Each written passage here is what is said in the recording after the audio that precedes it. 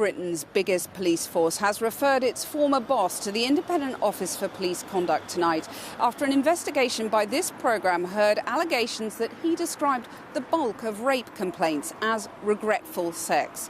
Sir Stephen House is alleged to have made the comments in a meeting here at Scotland Yard last year. Tonight, he emphatically denied the allegations and welcomed an investigation. The claims are made by Professor Betsy Stanko, an academic brought in by the Home Office to review police failings in rape cases. The Chief Constable overseeing that review told us policing has a problem with institutional misogyny, but said things were changing. I've been a police officer for 20 years. Right. There's a crisis of confidence in Britain's police forces. Understand you're under arrest, OK? Stand up, David Carrick. David Carrick was given 36 life sentences for multiple rapes and assaults. And before him, Wayne Couzens used his power as a policeman to abduct and murder Sarah Everard. These problems are problems. They are badges of shame for us. Tonight, in an exclusive interview, one Chief Constable tells us policing needs to restore trust by confronting the shocking extent of its failure to protect women. We have to face into them in an uncompromising way and do something about it. We reveal a bitter dispute about how to tackle misogyny in the Metropolitan Police and claims, strongly denied, about one of Britain's most senior police officers. It felt as if he was trying to minimize what the problem was, not taking it seriously.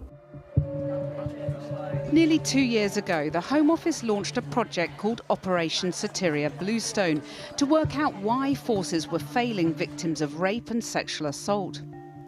It's overseen by Sarah Crewe, the Avon and Somerset Chief Constable, who agreed to put her own force under the microscope.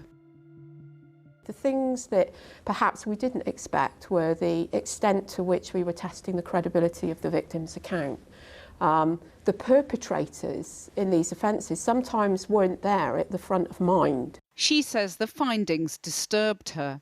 It hurts to be confronted with that knowledge. Despite all your efforts, you still have not acted in a way that's been productive for the victim or indeed have caused more harm.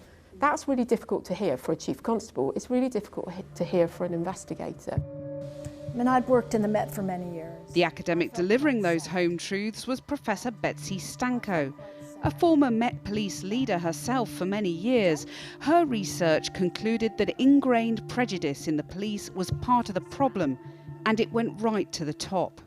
So there are many cultures in the police, one of which is one that does not believe that rape and domestic abuse are serious crimes that are worthy of the same kind of resource that serious violence is, knife crime or attempted murder. The assumption is that women are just confused, or maybe there's just a lack of understanding. Or if it's in a domestic situation, well, maybe she really wanted it anyway. In January last year, Professor Stanko presented her early findings to senior officers at Scotland Yard, including this man, Sir Stephen House. He was Deputy Commissioner at the time and would soon become Acting Commissioner after Cressida Dick was forced out over a litany of failings. Professor Stanko was dismayed by Sir Stephen's reaction. What did he say about rape in that meeting that troubled you? I think what was really troubling was it felt as if he was trying to minimize what the problem was, not taking it seriously. He used terms to describe, or a term to describe what we thought the bulk of the rape complaints were, which was the term regretful sex. And we found that even more troubling because it felt to us that he was taking it seriously because he was in the meeting, but he was demonstrating to us that it was not a problem that he as a senior officer was taking seriously. And regretful sex suggests what, that rape is sort of sex that's just gone wrong? Well, the only way I understand the term regretful sex, and it was said by officers elsewhere in the other forces that we visited and researched. It is something about, again, the victim, that somehow the victim is mistaken, that fault line of forcible sex, which is rape, was not crossed because must have been confusion. So the problem was about confusion. It wasn't about the facts or the evidence that could have been collected if one was trying to investigate a rape.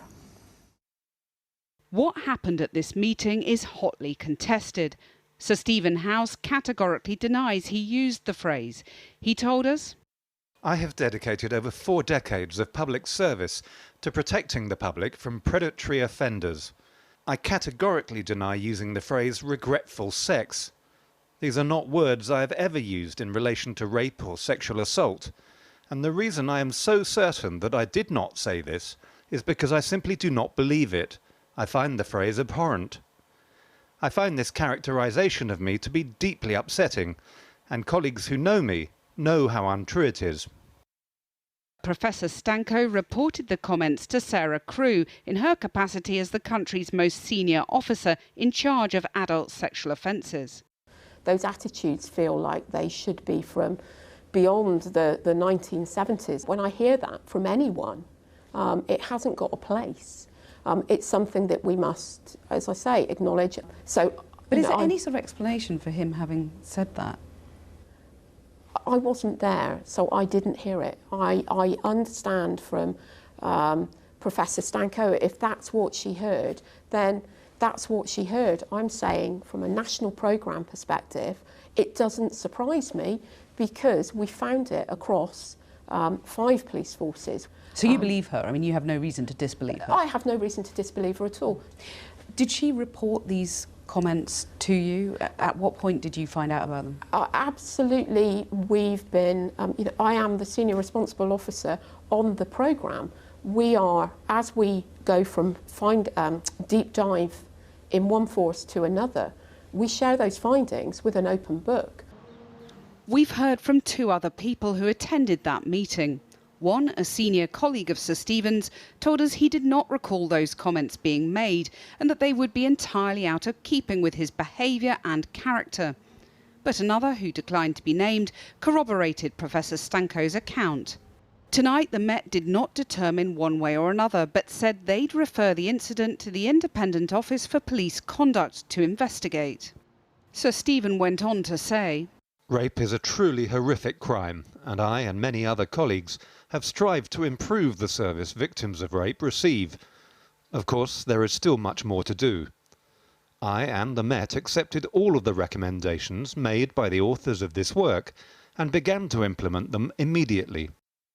Throughout my police career, I have led thousands of officers in working to bring rape offenders to justice, to ensure victims are listened to, supported and safeguarded, and to prioritise rape investigation and detection.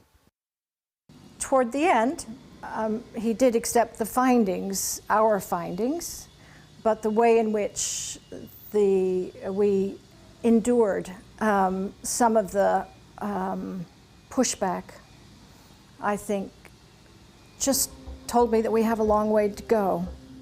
In July, Sir Mark Rowley was appointed as the new head of the force. He's promised to tackle systemic failings. Lifting the stone and revealing painful truths will not be resolved overnight, and I mustn't pretend it will do, and I hope you understand that that can't be done. We have to prepare for more painful stories as we confront the issues that we face. Do you have confidence that he will fix this problem, particularly when it comes to rape and violence against women? I'm not sure I'd say confidence. I'd say I have hope that he will. I think the job is a tall one.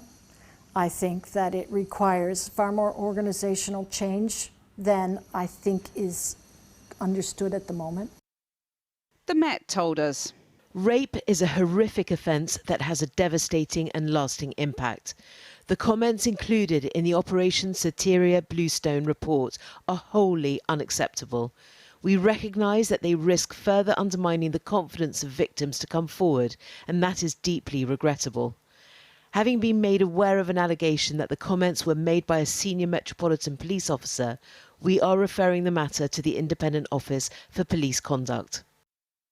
Sir Stephen told us tonight he wholeheartedly welcomed the IOPC investigation. That's been the spearhead. Last year, the Met asked Dame Louise Casey to conduct an inquiry into its culture and standards of behaviour.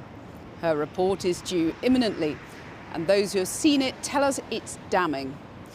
But Sarah Crewe believes the force is moving beyond its toxic recent past, and that nationally, chief constables are as determined as she is to get justice for women. The Met's involvement in Operation Soteria gives her grounds for optimism. The first force that came forward to say we want to be part of it is the Metropolitan Police. And that gives you hope? It gives me a great deal of hope. For me, that shows bravery. I think it shows openness. And I think it shows a real commitment to want to change. Give us one example of something tangible that you've done that you think has made a real difference. The most significant thing is building the specialist knowledge that investigators need to have to understand the psychology of predators, perpetrators, and how they exploit. The perpetrator's behaviour doesn't just start on one day. It is a pattern of behaviour that moves from their own history of offending, but it also moves in the history of the offending with that particular victim. So that's the critical piece of specialist knowledge. In your foreword to the Soteria report, you said that there was the best opportunity in a generation to solve the problem of investigating and prosecuting rape. Since that report was published, we've had serving Met officer David Carrick convicted of appalling crimes. We've had allegations against serving officers in other forces too. Are you still hopeful? I am still hopeful. I'm more than hopeful. I'm optimistic. I'm committed. I'm not just alone in being committed. There is something going on in policing around this work. The Year 1 report, it very much is the problem. Year 2, Year 3, and what follows is the solution. And I sense a movement. I hear that from my fellow chief constables too. There is buy-in here. Police leaders have often been accused of being defensive or worse, dismissive about the scale of the problem. Chief Constable Crewe is determined to change that, but she's under no illusions about the many years of hard graft ahead. Is policing institutionally misogynist? I'd have to look at definitions, but there's a problem, isn't there? Let's not talk about semantics, about names of things. I'm under no illusions as a chief constable, and I don't think any other chief constable in the country is. Our legitimacy depends on us tackling these things that exist within our organisations, in our institution, in our culture, and it will take a systematic approach to doing it, and there's a role for each of us in it. And we've just received this statement from the Home Office. They say rape and sexual offences are among the most traumatic of crimes, and it is vital that victims know they will be taken seriously and their allegations investigated thoroughly. Now it has been referred to the IOPC. The Home Secretary has agreed with National Police Chiefs Council Chair Martin Hewitt that Sir Stephen Howe steps back from the review into the productivity of policing. Well, shortly before we came on air, I spoke to the Conservative MP Caroline Noakes here outside a very noisy Scotland Yard and asked her what she made of the findings of our investigation. These allegations are shocking, and it's absolutely right that the IOPC investigate both thoroughly and quickly. Professor Betsy Stanko, who's the Home Office advisor tasked with finding out why rape conviction rates are so low, says that misogynistic attitudes go right to the very top of police forces. Is that your view too? Well, it's imperative that Betsy's work is taken incredibly seriously and that changes happen. My view is that misogyny is wrong and has to be eradicated from our police service, whether it's at the top or indeed whether it's the rank and file officers. We can't have a situation where women are frightened to come forward and victims are being blamed. Why is it significant if these problems go right to the top? Why does that matter so much? Well, it sets the tone and the culture of an organisation, and you simply cannot tolerate those at the top not recognising the problems that we know are further down the force. I mean, the Met is Britain's biggest police force, but is there a danger in focusing too heavily on Scotland Yard? And, you know, the problems that we see coming out the Met are the same up and down the country. Well, look, the Met is extremely high profile, and therefore it's imperative that the problems at the Met are dealt with thoroughly and carefully. But what I hope is that it will be seen as an example, and those good chief constables up and down the country who have been determined to tackle this, people like Sarah Crewe in Avon in Somerset, people like Olivia Pinckney in Hampshire, are given the support that they need to make sure that this is not tolerated in any police service, but more than that, that good practice can spread. Dame Louise Casey is currently reviewing the culture and standards of behaviour at the Met Police. What would you like to see her recommend? What are you hoping to hear? Well, look, it would be unfair of me to tell Louise what I want to see from her report. I have absolutely no doubt that she will be very thorough. She will scrutinise everything that she needs to, and I am sure that her recommendations will be hard-hitting but right, the right thing to do. How big is the crisis of public trust in policing, do you think? What I think is absolutely devastating is those women who tell me they are frightened to report crime. We have to get a situation where women are confident to come forward, where victims will be supported. And I think there have been some legislative measures which have been really helpful. And we heard last week that the government's coming forward with further measures to support victims. That's absolutely crucial. But first and foremost, we have to have policing that we're all confident in.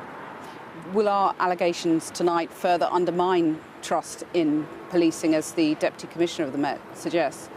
Well, the allegations are appalling. And if found to be true by the IOPC, it's absolutely imperative that they take the strongest possible actions. Caroline Noakes, thank you very much.